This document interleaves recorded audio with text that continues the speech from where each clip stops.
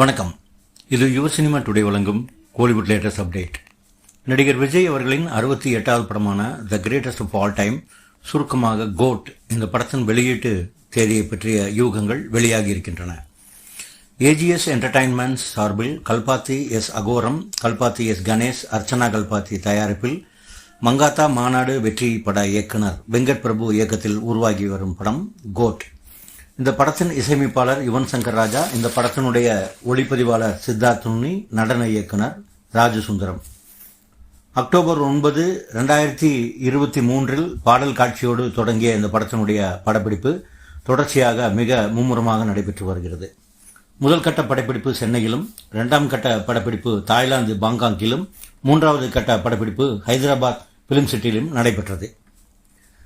விஜய் 68 என்று முதலில் தற்காலிக பெயரிடப்பட்ட இந்த படத்தினுடைய பெயர் 2023 டிசம்பர் 31 என்று the greatest of all time என்று அறிவிக்கப்பட்டது. இந்த படத்தில் நடுத்தர வயதிலும் 19 வயது இளைஞர் என இரு வேடங்களில் நடிக்கிறார் Vijay. The greatest of all time படத்தில் விஜயுடன் நடிகர்கள் பிரசாந்த், மோகன், பிரபுதேவா, அஜ்மல் அமீர், வைபவ், ஜெயராம், யோகிபாபு உள்ளிட்ட நடிகர்களும், நடிகைகள் ஸ்னேகா, மீனாட்சி சௌத்ரி, பிரியங்கா மோகன், லைலா ஆகியோரும் முக்கிய வேடங்களில் நடிக்கிறார்கள்.